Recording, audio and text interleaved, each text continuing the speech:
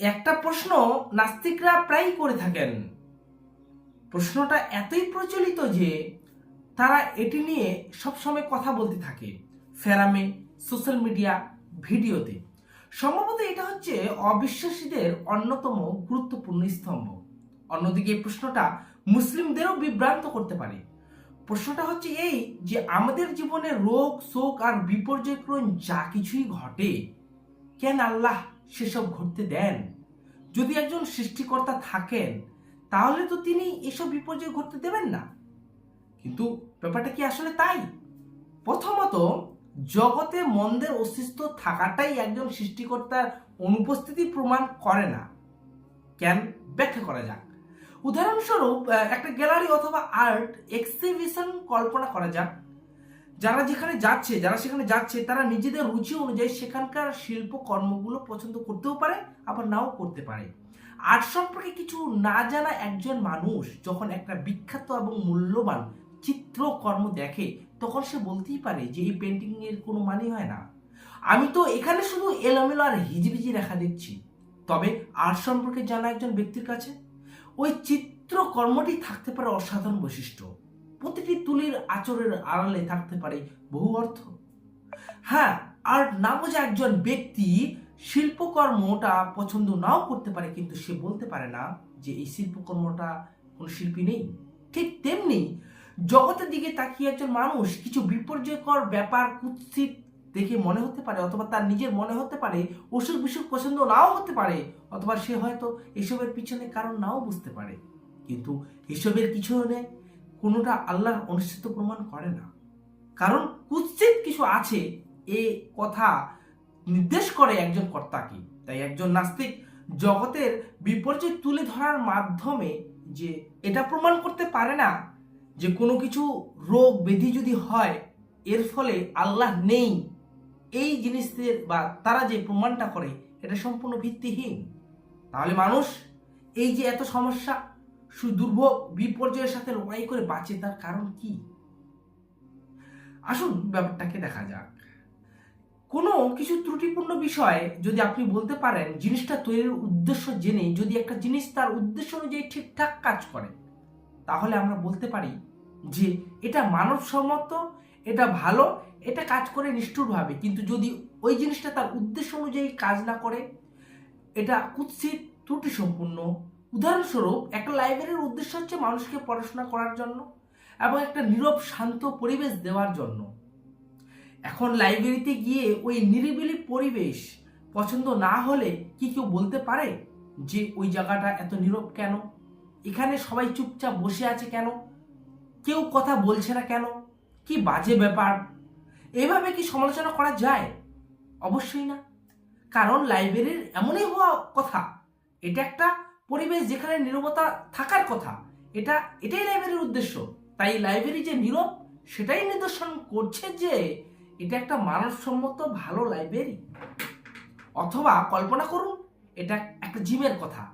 কেউ সেখানে প্রথমবার গিয়ে দেখলো যে একটা মানুষ ক্লান্ত, ঘেমে অবসর হয়ে আছে, মেঝেতে শুয়ে আছে।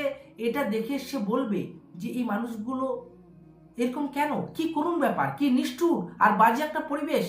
অবশ্যই সে যে বলতে পারবে না যে কারণ এই জায়গাটার উদ্দেশ্য হচ্ছে কঠোর প্রচেষ্টার মাধ্যম, কিন্তু মানুষের শারীরিক অবস্থার উন্নতি ঘটানো, এটার মাধ্যমে কিছু বলতে পারবে না। ঠিক একই উদাহরণ, এই মহাবিশ্ব সৃষ্টি করা হয়েছে একটা নির্দিষ্ট উদ্দেশ্যে।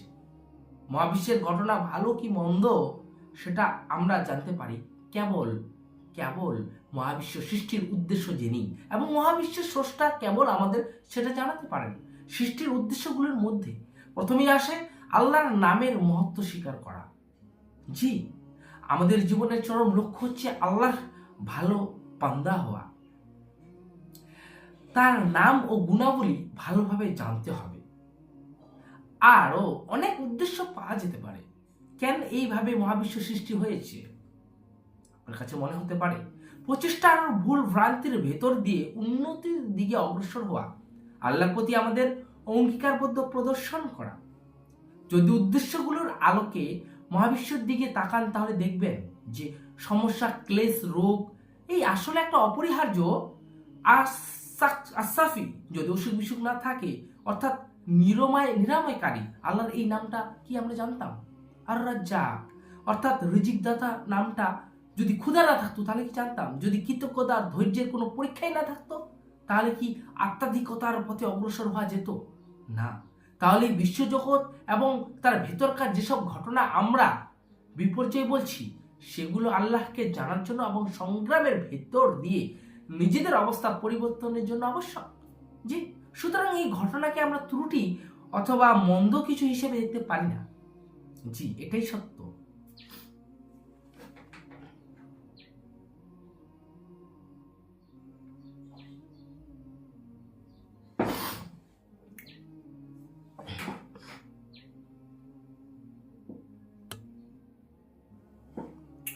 আরেকটা যুক্তি হচ্ছে যে কোনো কিছু হয় নিজে নিজে সুন্দর, নয়তো তার উপযোগিতা আর ফলাফল বিবেচনায় সুন্দর।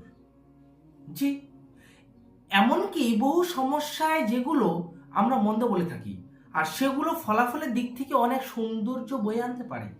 সবকিছুই চেনা আর বোঝা যায় তার বিপরীত জিনিসটার বিবেচনা নিয়ে। উদাহরণস্বরূপ যদি ঠান্ডা না থাকতো তাহলে গরমের ধারণাটা কি জানা যেত না? যে সেটাই বোঝা যেত না। অন্ধকার ছাড়া আলোকে জানা যায় না।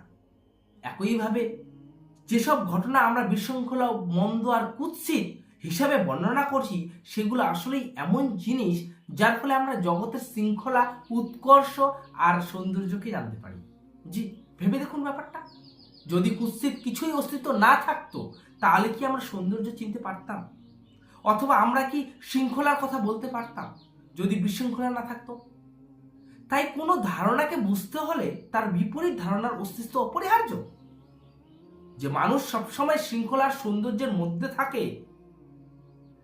এসবের মূল যে যা বুঝতে পারে না, এগুলো লক্ষ্য যে করতে পারে না প্রাকৃতিক ঘটনা যেমন ভূমিকম্প সম্পর্কে আমরা এমন ভেবে দেখতে পারি। উদাহরণস্বরূপ ভাবে বাইরে থেকে দেখলে ভূমিকম্প অশুভ জিনিস মনে হতে পারে। এটি একটি ঘটনা বা ভূমিকে তীব্রভাবে ঝাঁকি দেয় এবং এটা বিবেচনা করা হয় একটা বিপর্যয় হিসাবে। উপর থেকে দেখবেন এই ঘটনাটা খুবই ক্ষতিকর আর খারাপ মনে হতে পারে, কিন্তু প্রকৃতপক্ষে ভূমিকম্প আমাদের জানান দেয় যে মহাবিশ্ব আসলে শৃঙ্খলা বলে কিছু আছে। হ্যাঁ, ভূমিকম্প মানুষকে স্মরণ করিয়ে দেয় যে ভূমি বেশিরভাগ সময় আন্দোলিত হয় না এবং আমাদের বুঝিয়ে দেয় যে এসব সুসংগ আর স্থিতিশীল পৃথিবী আসলে একটা আশীর্বাদ। এই বাস্তবতা সম্পর্কে আমরা সচেতন না হতে পারি, কিন্তু যখন সামগ্রিকভাবে যদি ব্যাপারটা দেখি, মহাবিশ্বে ঘটে যাওয়ার সকল ইতিবাচক ও আপাতভাবে মনে হওয়া নেতিবাচক ঘটনাগুলোর দিকে যদি তাকাই, আমরা দেখতে পাই যে ভালো ঘটনার তুলনায় খারাপ ঘটনা অনেক কম ঘটে। খারাপ জিনিসটাই কদাচিৎ ঘটে শুধু তার বিপরীত আমাদেরটা বুঝিয়ে দিতে। তাই মহাবিশ্বের অস্বাভাবিক ঘটনাগুলো স্বাভাবিক পরিচিতি অভ্যন্ত মানুষকে বুঝিয়ে দেয় যে যেসব জিনিস তারা স্বাভাবিক বলে ভাবে সেগুলো আসলে আশীর্বাদ। শৃঙ্খলা আছে বলেই আমরা বিশৃঙ্খলা আছে বলে আমরা শৃঙ্খলা লক্ষ্য করি। সুন্দরকে সুন্দর করে তোলা যে জিনিসটা সেটা হচ্ছে অসুন্দরের কদর্যতা। এমনকি যেসব ব্যাপারে আমরা বিশৃঙ্খলা বলে ধরে নেই আসলে সেগুলোর সুন্দর এবং সেগুলো নিজ নিজ উদ্দেশ্য পূরণ করে। আর একটা যুক্তি হচ্ছে যে একটা নীরব বা সৌন্দর্যকে মানুষ অসতর্ক করে ফেলার মাধ্যমে পরকালের কথা ভুলিয়ে দেয়। এই জগতে সৌন্দর্য মাতাল করে দিতে পারে মানুষকে। যে মানুষ জীবনের কর্তব্যের কথা ভুলে যায়, পরকালের কথা ভুলে যায়, সমস্যা হচ্ছে তার জন্য একটা সতর্কতার সংকেত। একটা বেপরোয়া আর বিভ্রান্ত মানুষ তার চারপাশে ঘটে যাওয়া ঘটনার কারণ সম্পর্কে সচেতন হতে পারে না এবং সেগুলো বুঝতে সে ভুল করে। এমন একটা পর্যায়ে কার উচিত মানুষটিকে বাস্তবতার মুখোমুখি দাঁড় করিয়ে দেওয়া, তাকে জাগিয়ে তোলাটাই মানুষের সব থেকে বড় উপকার হবে। তেমনি ভাবে যে মানুষকে পৃথিবীতে পাঠানো হয়েছে আল্লাহকে জানতে, যে মাঝে মাঝে তার কর্তব্য ভুলে যায়, জীবনের উদ্দেশ্য পরিবর্তে সে নিমজ্জিত হয়ে পড়ে অত্যন্ত তুচ্ছ সব জিনিস। মাঝে মাঝে সে এমনও ভাবে যে পাপে নিমজ্জিত হয় যে সে ভুলেই তার অনুতাপ কি জিনিস। তার বাস্তব আল্লাহ তাকে ক্লেশ আর রোগ শোকের মাধ্যমে উদাসীনতা আর পাপময় অবস্থা থেকে জাগিয়ে তোলাটার খারাপ কিছু না, বরং এটা একটা বিশুদ্ধ ক্ষমা আর সৌন্দর্য। কারণ আপনি লক্ষ্য করলেই দেখবেন যে ব্যক্তি সমস্যার সম্মুখীন হয় সে অন্যদের চেয়ে বেশি বেশি পরকালের কথা ভাবতে শুরু করে এবং ইবাদত করতে শুরু করে। এই সুতরাং যে আমরা বিস্তারিতভাবে প্রিয় দর্শক আমরা যে বিষয়টাকে আলোচনা করলাম, আপনারা বুঝতে পারলেন যে যদি আমরা কোনো খারাপ যদি না থাকে তাহলে আমরা ভালোর মূল্যায়ন করতে পারবো না, আমরা অন্ধকার না থাকলে আলোর মূল্যায়ন করতে পারবো না, কোনো খারাপ কাজ বা বিপরীত কোনো কাজ না থাকলে আমরা সেই সৌন্দর্য বিষয়টাকে অনুভব করতে পারবো না। যেমন একটা ঠান্ডা যদি না থাকে তাহলে আমরা গরমকে অনুভব করতে পারবো না। সুতরাং এটাই একটা মাধ্যম যে সম্পূর্ণ সমস্ত কিছুর পিছনে যে তৈরি করেছেন তিনি হচ্ছেন আল্লাহ। প্রিয় দর্শক, সময় থাকতে আমরা আল্লাহর দেওয়া মেসেজ যাতে তুলে ধরতে পারি এবং আমল করতে পারি। আশা করি আপনারা বুঝতে পেরেছেন। আসসালামু আলাইকুম ওয়া রাহমাতুল্লাহি ওয়া বারাকাতুহু।